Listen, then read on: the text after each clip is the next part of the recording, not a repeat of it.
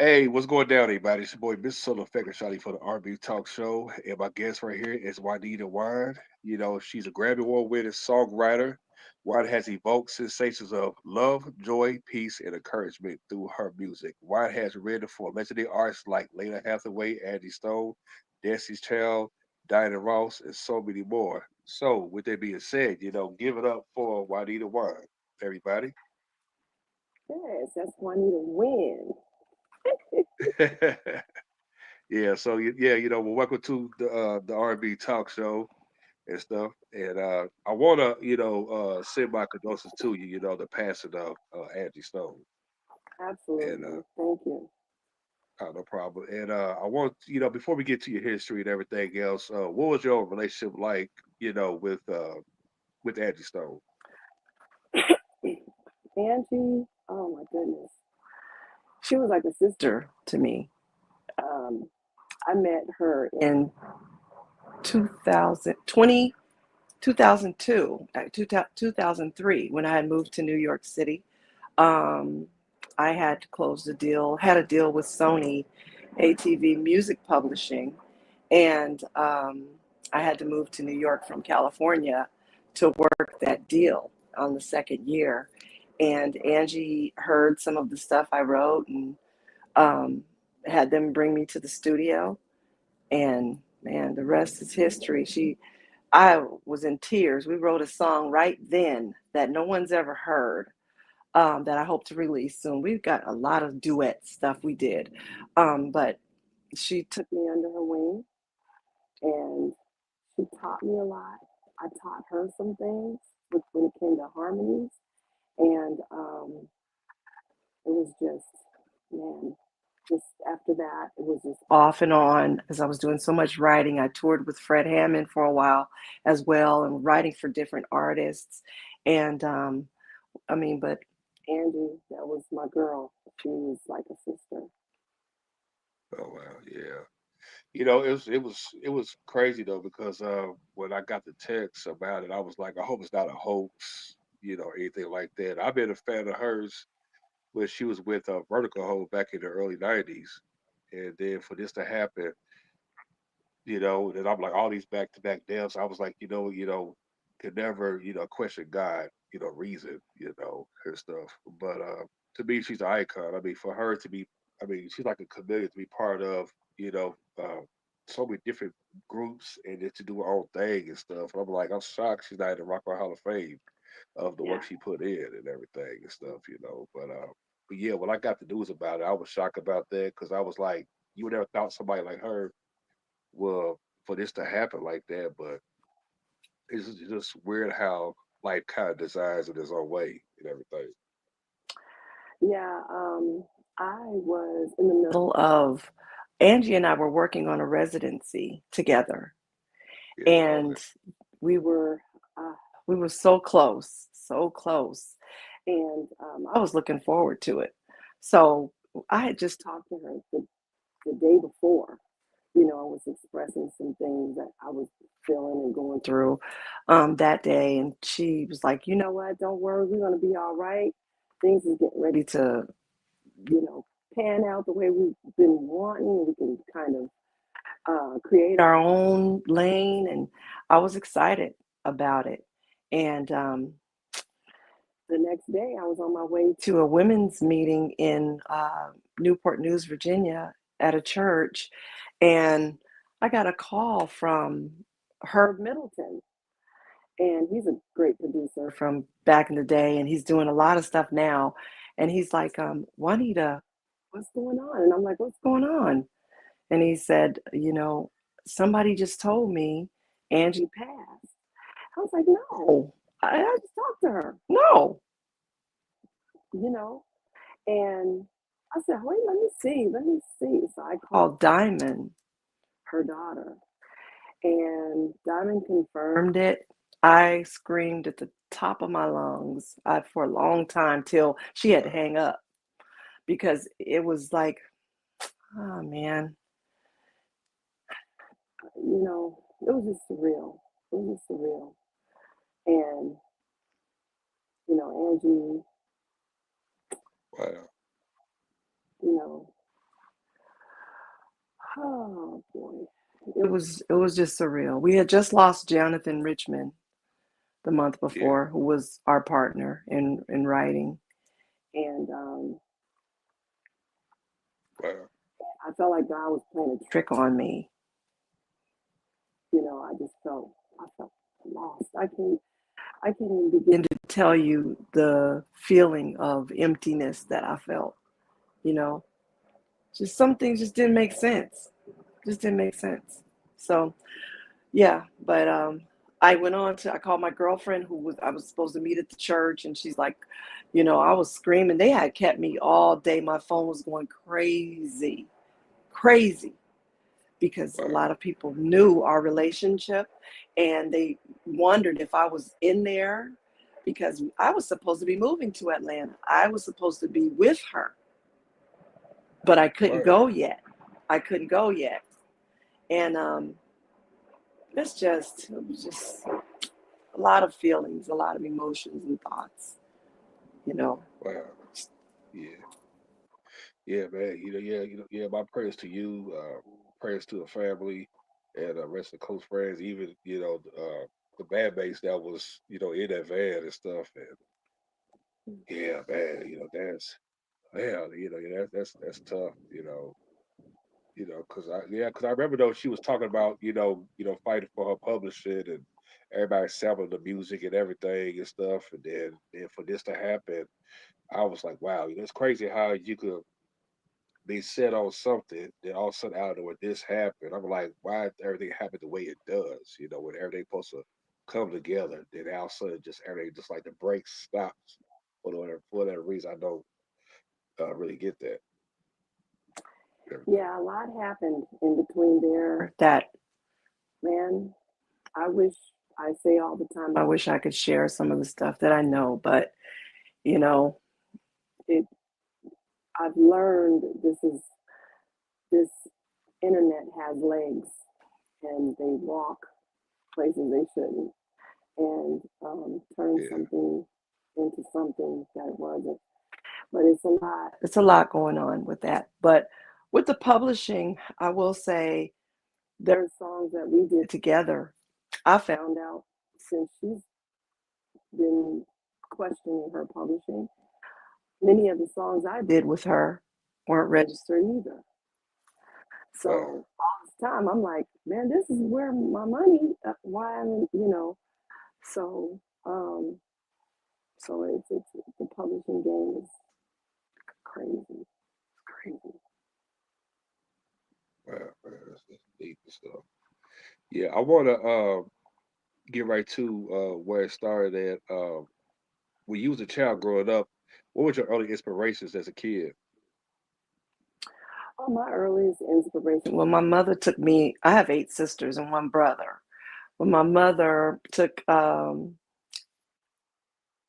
paid extra attention to me because Okay, she saw the gift in me. So my father was a pastor, and I used to sing with my sisters, the Wynn sisters, in the church. But that I did that a lot of times with much attitude. I was like, you know, I was the youngest of them. So, sometimes they would just come here, Juanita, come on and sing. And that just took this joy out of it. So it wasn't until my oldest sister, Patricia, she was in college, and she would sneak me in her dorm. And she had a room, there was a lady next that stayed in the dorm room next to her, and she had her little record player, and I saw Stevie Wonder. Now I was a pastor's daughter, so I didn't get to listen to that music, wow, at the time. So at my sister's in my sister's dorm, listening to her dorm mates records, Stevie Wonder. I fell in love with Stevie Wonder and Shaka Khan right there. And I was only like, oh gosh, what was I, like 8 years old, 8, 9. oh wow. I know you was very conscious of singing around the house. You had to be like conscious, like, oh, I hope he don't come home. He play those records. Yeah, I be singing low, humming a song, and my sisters would be like, what are you humming?" Because they knew the song, but they didn't want me to sing. Well, did you You did you know, have to sneak and watch like Soul Train? Because that back then that was like the go-to show for a lot of kids back in those days. I was born and raised in Reno, Nevada, so we didn't get Soul Train too quick. We got American Bandstand. Wow. Yeah, in Nevada it was predominantly, white, and so Yeah. everything, yeah. So they were really catering more towards, that group. So it took a minute before we got to see Soul Train, but American Bandstand, yeah. Prince get on there or someone special, the Jacksons or whatever, we would watch, but we weren't supposed to. Wow. Yeah. By the time you got like 18, where was your mindset at the time, as far as like what you want to do after graduating from high school? Well, there's a lot of things that happened within my childhood that would have it where by the time I was 16, I mean, by the time I was 17, Yeah. I had two children. Um, So I had gotten emancipated at 17. uh, I lived on my own with my two children by 17, and I got married by 17. wow. So by the time I turned 18, my thoughts were just being a mother, just trying to be a mom and still trying to salvage or as much as my youth as I could, you know. Yeah. So yeah, that was. Yeah. Hmm. Wow. Wow, that's something though. I can only imagine, 'cause especially, it's like here it is, you're a kid, young adult, it's like you're raising a kid. It's like you can't really do what you want to do because you got babies with you and stuff. And it's like they like, it's one thing about kids. It's like, we look at our parents like the superheroes, saying like mom got this, dad got this, stuff. And I can imagine the early stages of your life, experiencing that and stuff. Did you get support, around that time? I got support early on, for the most part. But after I lived on my own and stuff, it was a little less support. Um, so, but my family, it's kind of different because, like I said, I have a big family, but they had their own thing going on. My sister Patricia, she helped me with my son a lot. She Right. and her husband. Um, but it was very, oh my goodness, you don't know what you're doing at no trying to have children at 16, 17. You're clueless, you know. And I told my kids, I would tell them, I said, we grew up together, you know. The main advantage I had was being young minded, already knowing, you know, um, the things that young people do. I would know Yeah. when my daughter was gonna sneak out. I would just know. I'm like, okay, been there, done that, you know. So I was just in tune with my kids. We were very close, but I was in tune with everything that was going on for the most part.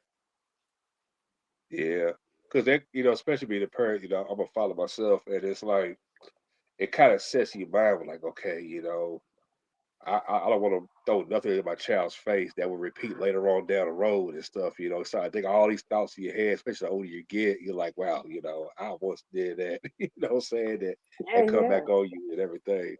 Um, as time went on, when did the music situation start to happen for you? Well, I finally divorced my abusive husband at the time. He was much older than me, and I kind of was just trying to do different things to make extra money.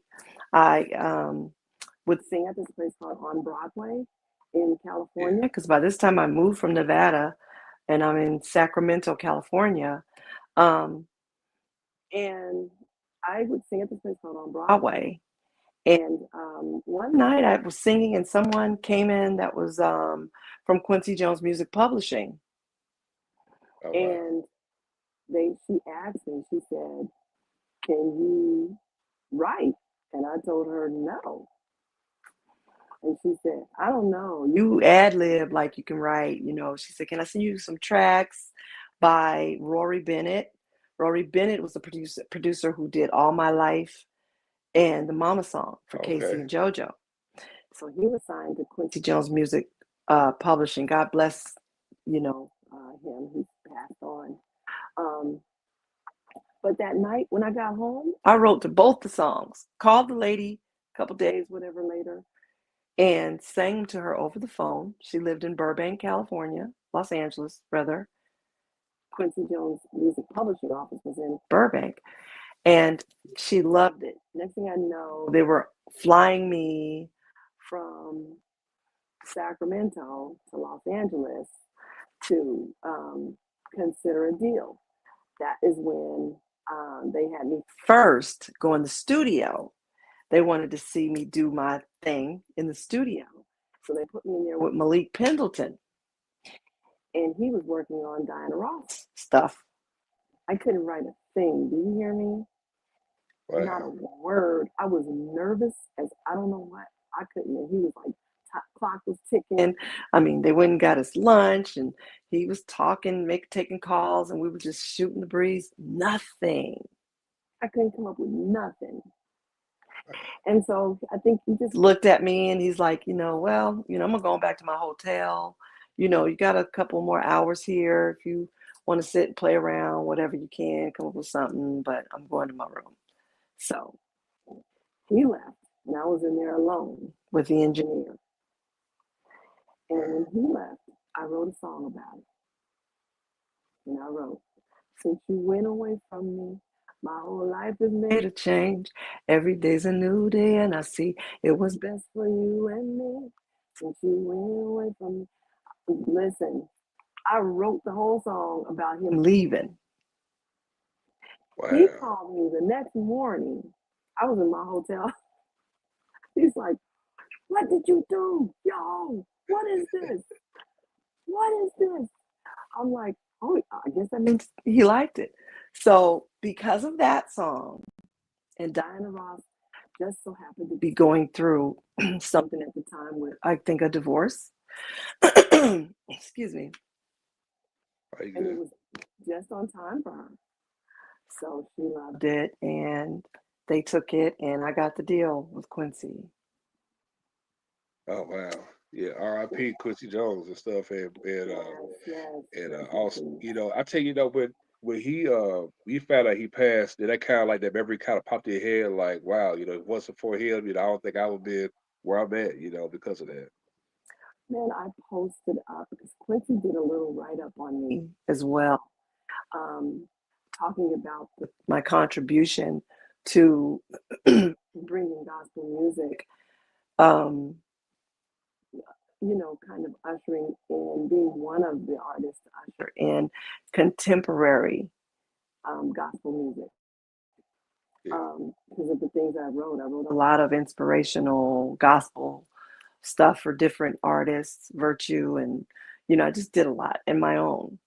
Um, Fred Hammond, different ones, and it was like I was grateful to him for that, because he is the reason why I was able to do a lot of things for my kids I might not have been able to do as a single mom. Wow. So Yeah, I Quincy, call here the mechanics of music. I mean, when it comes to like if you need to learn how to master, learn how to write a songs, he was like that guy that know how to structure a song word for word and chorus. I mean, everything you need. I mean, he was like the architect of it, and I don't think people really talk about that. Like how to make a great song. And hmm stuff that becomes timeless. That's the real truth on that stuff. yeah, Now, absolutely. working with gospel nominee Fred Hammond, and a big shout out to Fred Hammond who followed me on IG. Um, right in between R&B and gospel, you're probably one of the few I know that can do like different genres and stuff. So how do you manage how to separate, what people might think you do just do R&B all the time, R&D or so? Well, I'm in tune with with my emotions. And I do what I do intentional. I Yeah, don't mix the two. In other words, some do this, but I don't for my own reasons, but pretending to speak in tongues or play like you're playing, I take that part of my life serious. It's very sacred to me, you know. Um, I think in that, being able to hold a conversation with someone, and I speak yeah, sincerely from my heart, if I'm going to talk to you about the person that I love, that's going to invoke a certain emotion. And when it's real, you can do it wow, for real. Now, it's hard to do it if you don't. I don't sing a song. I try not to sing songs that I can't relate to because if I can't relate to it, I'm not going to be able to let it hit me here so I yeah, can give it to you when I'm telling the story. And when wow, I'm talking about anything that has to do with God or spiritual, that my spiritual walk, I tap into that for real because I'm like, this is where I'm at with it right now. And this is how I feel today. Some days I don't feel so close to God, you know, so I'm not going to be able to really put over certain emotions. Sometimes I feel like, oh God, I feel like you're so far from me today. So much is going on, like with Angie passing and Jonathan passing. And it was hard to find words other than, you know, songs that would speak to my pain at the time, you know. So I think wow, we get so twisted. We think, oh, they sing R&B, they shouldn't be doing R&B. They, think like you're gonna go to hell. I can, I can sing this interview right now, just talking about life. You're gonna tell me I'm gonna go to hell for it? I can add a melody to everything I'm saying right now. That's how I see music. wow, I think that when you are given the gift to speak to the masses, and you get on the radio, and you get on the internet and all that, and you have followers, I think there is a yeah, responsibility that wow, you have to what you yeah. give to Cause people. wow, that's amazing though, man. Yeah, you know, I tell you, though, especially though feel inspired, about something that's like inspiring. I always say, do what you love. It's like there's no limits to people try to put you in the box, like, okay, you should only be like this and that. Come on now, because God gave us the tools for freedom to Hmm. express, how we feel at that moment. What I'm saying? It's not just about love, it's, about life. What I'm saying? That's what matters the most and stuff, and I think that's where they get it at and everything. Oh, I think Now you some work music with can. Destiny's Child, and this is like the beginnings, like of their careers and stuff like that, and everything. How that situation came about with those ladies. Oh man, I was doing a lot of writing while I was in New York, and I would go from Sony. I was working with writing a Bad Boy. I mean, I just kept where I was working a lot, and I met these two talented young women.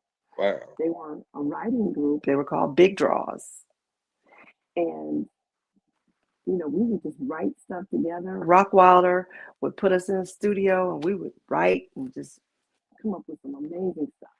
So collectively, we wrote the song "If" and wrote the whole song. Then we got a call from Rock saying, Beyonce, Destiny's Child, they want the song. So the Big Dog was informing me of everything. They were like, hey, this is what's going on. I'm like, what? So we went to the studio and they played for us what they recorded. And it was like amazing.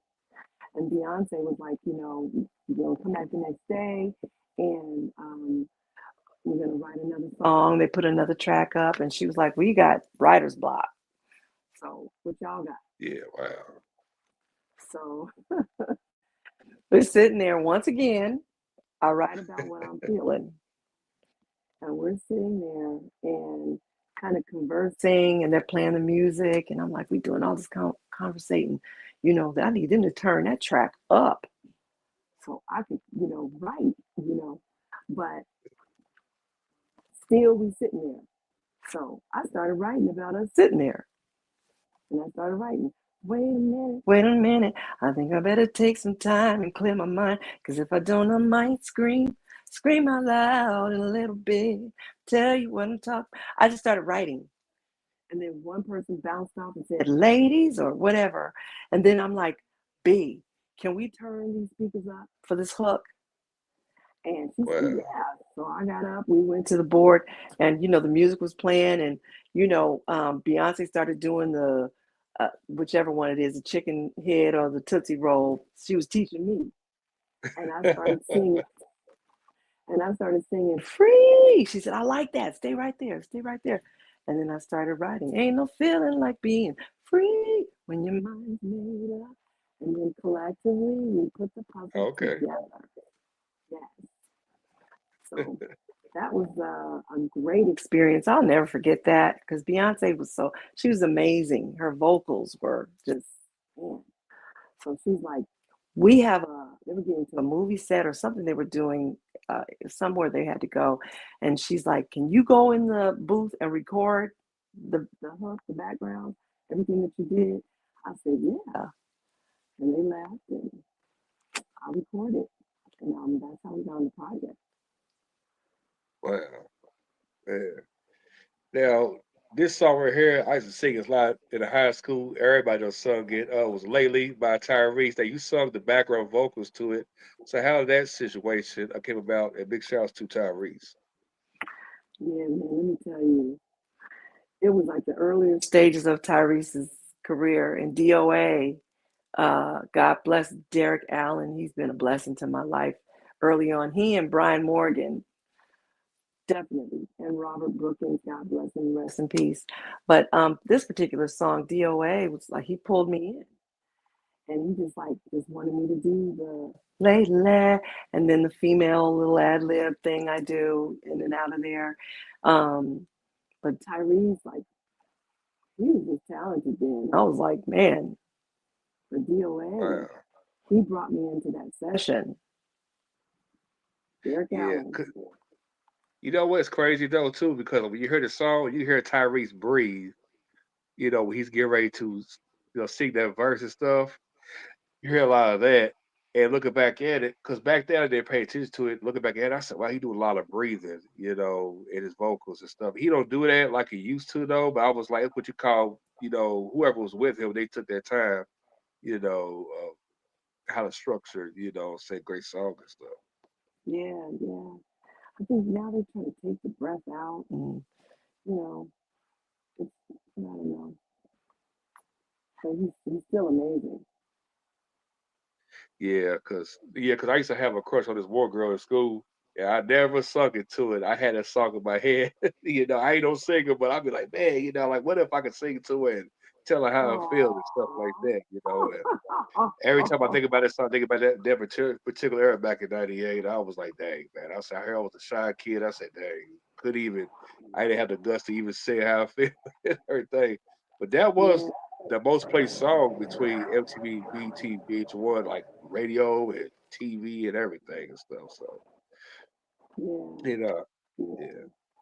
yeah. Now, like from there, you work with Diana Ross, a song called "Every Day's a New Day," and yeah. So, how did that situation working with the icon herself? That's the first song I wrote ever with Malik Pendleton.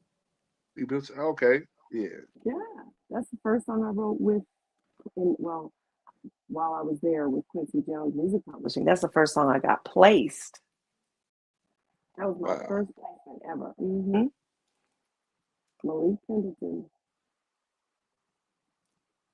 yeah. I tell you though, yeah. I mean, it's like when you think about Diana Ross, you think about Supreme, you think about all the hits she done for herself and everything, and I don't think she gets credit of as far as like being a consistent, artist that she does, and the body work that she puts in over the years. When people look at the artist, okay, they can sing, but they kind of like kind of label as okay, they was here for that moment, whatever, what I'm saying. This woman's, I mean, Rock and Roll Hall of Famer twice in her career.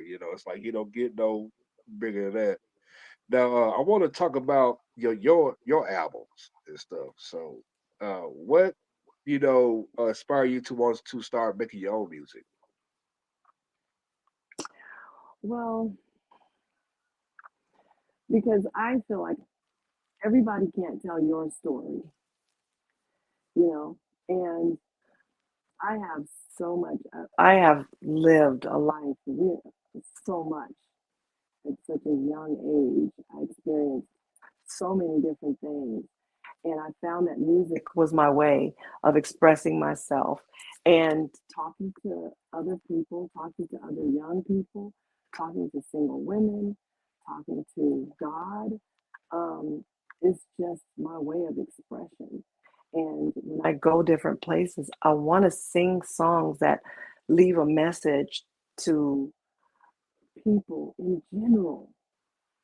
I don't want to just preach to or sing to church people only because people want to hear something practical, you know.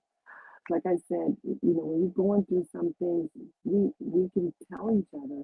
You just got to know that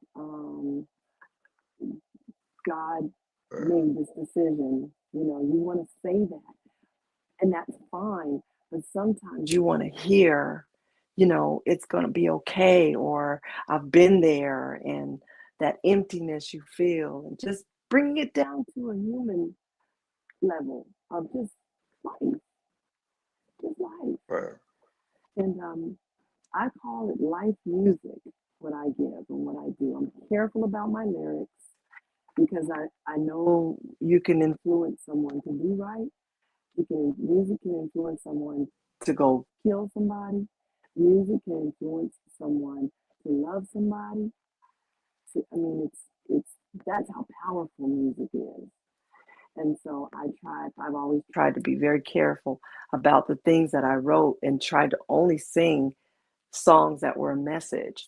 And I've found yeah, so much pleasure in doing that. So I'm like, hey, tell my own story. yeah. My favorite song I listened to from your album, You Don't Know, was called "Let God Be First" and "Leave It There." I played a couple times and stuff, and I was like, wow, it might be that particular times in my life, and stuff. Wow. And one thing about music, say it's like it's timeless, doesn't have an expiration date. It's like you might be going through something, and you be like, oh man, I need to hear a song to give me, some inspiration and stuff, and everything. Now you don't wrote about like correct me on this was like 8 or 9 songs off the album. On which album? You don't know Uh, I wrote all of them. all of them. Okay, Yeah, that yeah, that was the yeah, You Don't Know project. I have another album that I did called this thing called Life, and it's not up. It was up. I took it down. Me and my brother are gonna oh, re-release it. I'm gonna re-release it, and yeah, but You Don't Know was an all live project, oh all wow, live. Some of the greats that are like Juhu and Eric Smith, those who tour with Frankie Beverly and um, Layla Hathaway and Janet Jackson. And I had some of the greats on there, Ivan Johnson, and he was a music director for Kim and so many others. Now he's with Club Nouveau. I mean, I had some great Carl Wheeler, who toured and wrote with Tony Tone, Carl Wheeler, and he was wow, the MD for Frankie Beverly. All of those heavy hitters were on that My Live project, that You Don't Know yeah. project. It's classic. Yeah, because I love the album. It's like so much energy in that. I was like, man, it's like word for word. Because I love it though, because it's like I felt it, and I was like, dang, I'm not going through nothing already. So I was like, I just got it myself. So those are the main 2 songs I played and stuff that I just played, everything else from there. And Hmm. Now, like around, was it 2011? You dropped another project. Said that was out. Said what's called For Tomorrow. No, what? It's not For Tomorrow. Something like it. What they think? It was called For Your Love. My bad. For Your Love. And Yeah, so yeah, For Your Love. So that okay, it was like an EP project. hmm And so what direction you was going in for this one at that time? you know, before your love, I was just talking about. I think at the time too, I was in love, and I'm like, but it's crazy because I took that same song and did For Your Love, and I made it a gospel song. And I said, I want to change this. It's because I won't do just anything for someone's love, not just Yeah, anything. But it says that in the song. And I'm like, you know what? So on my this thing called Life Project, um, I have I changed it into a gospel song, and it was like Jonathan Richman did that music. It was so crazy because when I wrote it, I was just writing to give to someone else. And I'm like, somebody else can relate to, I would do anything to just win your love. And you do feel that way when you're in love. You're like, but you don't add that disclaimer within reason. You don't say that. You're just like, you know what? I'll do anything, for the love of this person. But that's how love is sometimes. Some people yeah, can relate to that. When I write some songs that I write, I try to keep some people in someone else in mind, um, that might understand a certain lyric, And then being in the music industry, you want to be current. So you got to try and talk about things that kind of they're talking about. Someone just hit me up the other day about doing a song that's kind of like uh, Southern Soul vibe. yeah, So, so music, being in the music industry, you're trying to find different genres. Some things I just won't. I'm like, I can't write that.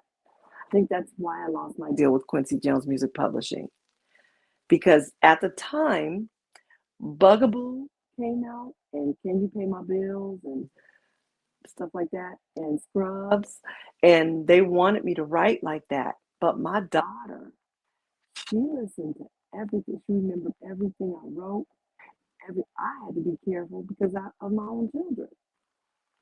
So wow, I told him I can't write like that. I said I can't write that kind of lyric. So there went the deal. yeah. 8 years later, you put out another project called Love Supposed to Stay. So how did that song right There's there I came didn't about? write love. I didn't. I didn't write love supposed to stay. There was a lady who had that song, wrote that song, and this gentleman that I was working with, Johnny Capers Jr. You can look him up. He's a famous. He was a big time jazz musician, trumpet player in Okay, the UK, and he lived here. He was doing a project, and he asked me to do that song on there. So yeah, uh, a year later, you put out "I didn't Just write Want to that one. Live." Now, of course, at that time, we had the pandemic and stuff, and thank God we had social media to promote, the record and stuff like that. Did you have an opportunity to perform it live, or there's never had an opportunity to do it? No, that song, my guys in South Africa um, asked me to write to their track, and I wrote that. Yeah. Around it was around that time. It was like a little house something that they played over there, you know. So yeah, Oh, okay. it's still So, spiritual. like, the next one's called "Make It Right." That was on my project. I did 4 songs that I wanted to do after the pandemic, and I wanted to dedicate those 4 songs to relationships. and inspire people to stay together because after the pandemic so many of my friends were like, well, I'm leaving him as soon as we can take these masks off or whatever, you know it was like they leaving or the guys were leaving. And I did Make It Right. I just wrote about a relationship that and took from a place of understanding as a woman, you know sometimes, well, let me choose my Yeah. words wisely. But That's we it. want to You be put out another project called The One. the one, that one too. The one was on that as well. The one, this Okay. Make It Right, and We Need This. We need this. Okay. Yeah, we need this. Okay.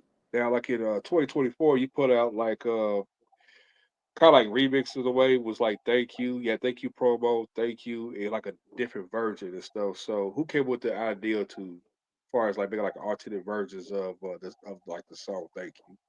Darren Lighty. Do you know who Oh, Darren okay. Lighty is?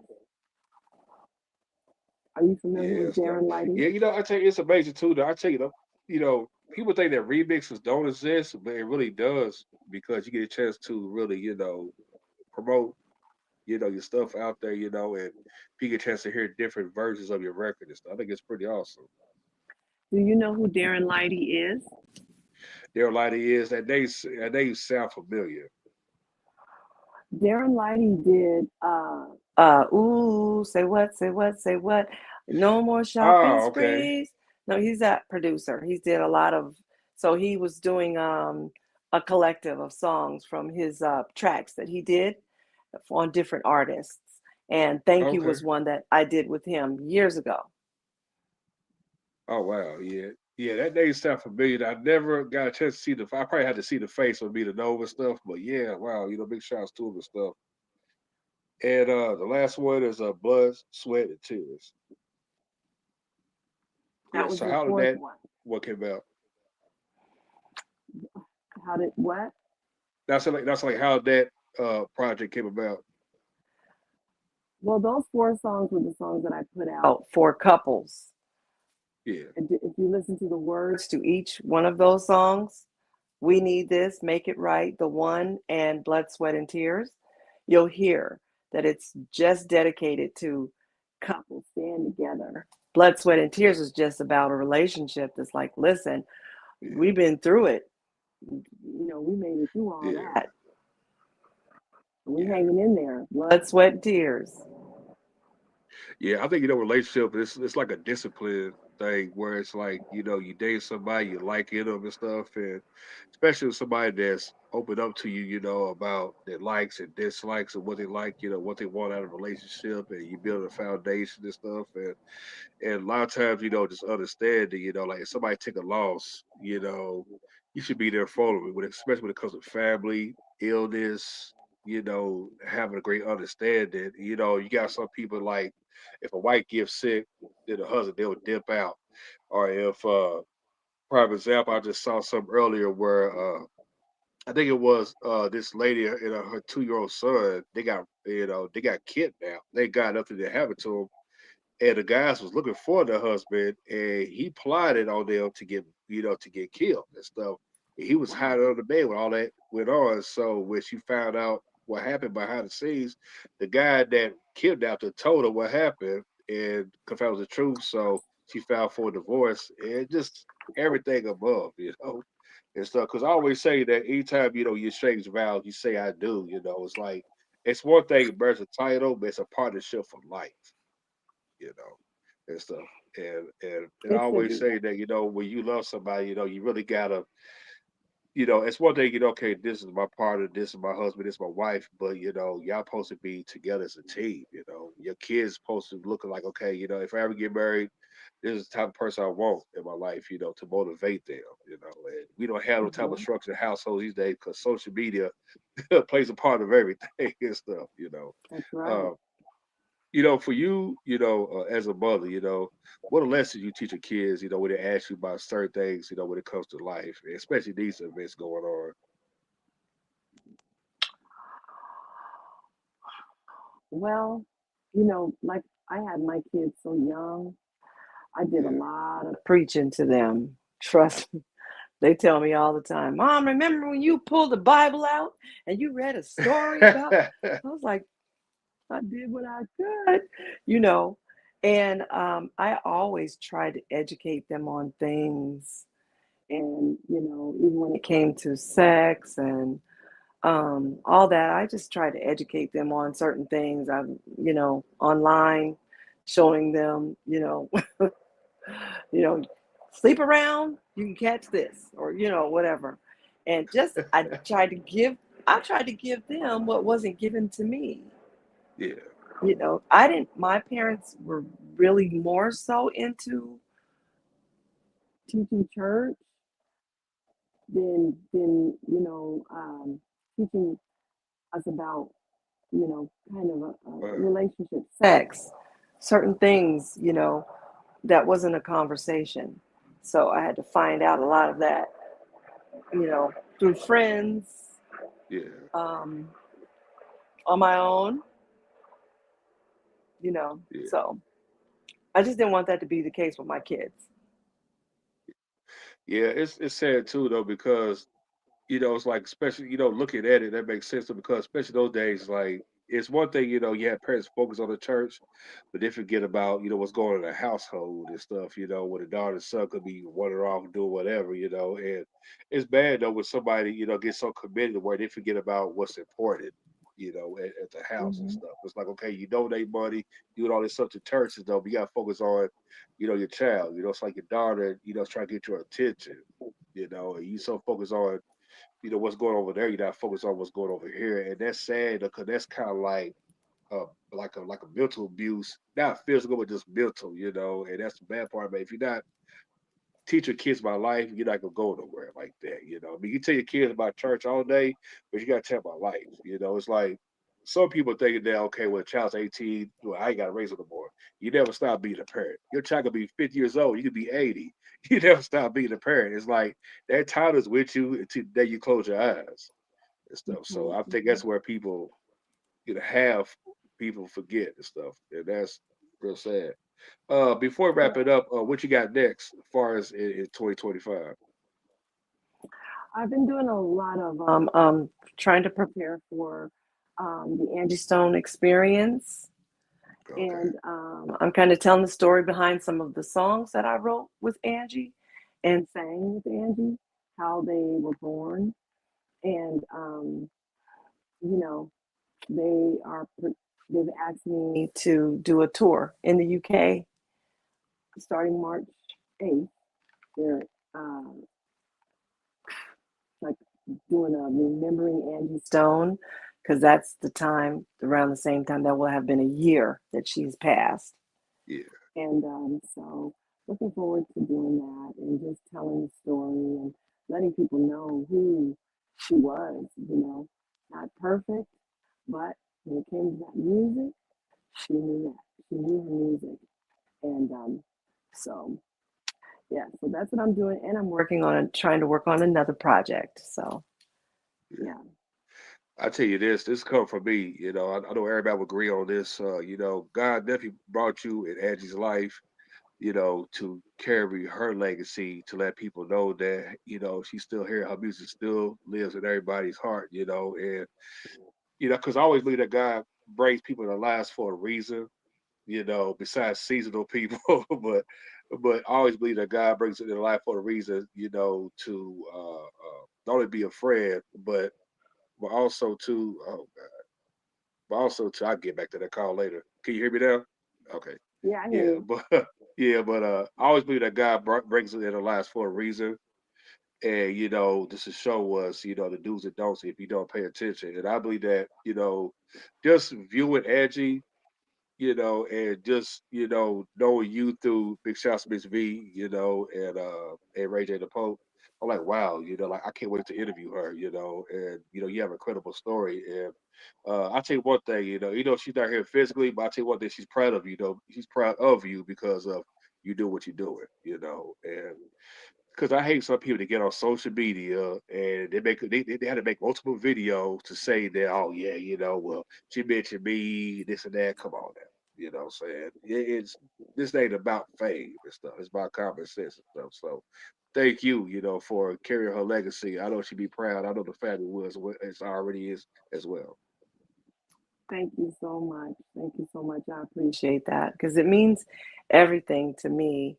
I had to make sure that the family kind of understood too. And at the same time, I had to realize that this is my journey. My journey is connected to Angie for over 22 years. And so, regardless, I want to tell the story. I want people to know. And me and Angie had our moments. I'm going to tell you, but we were always working it out, you know.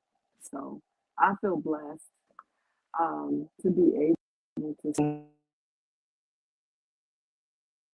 Oh, My phone rang too. So yeah, uh, I know I had a phone call between. I was like, "Oh God, like let this be great for, for both of us." It's all good. Now yeah, like you could finish up what you were saying. yeah. I just feel grateful, to be able to have been a part of her journey. You know, Yeah, um, because my childhood, even though I had the parents that I had, I grew up in and out of group homes and foster homes for many years. And wow, um, statistics would have had it that I would have gotten caught up on drugs, alcohol, or whatever, whatever. I just never did that. But Angie taking me with her, and I've seen the world because of her. I'll be forever grateful. wow. Yeah. God bless his soul. And I tell you, it's not too many artists like her that's overly famous and so humble. And just viewing her, he's like, okay, it's a fake. Only imagine, just meet her in person, or you an artist that's coming up, and she welcome you to your arms and stuff like that. You got something that puts on the act, and like day and night, you just don't know where the lights is on and stuff. But with her, she definitely showed her, her humanity as a person. She definitely left a big mark, and stuff and everything.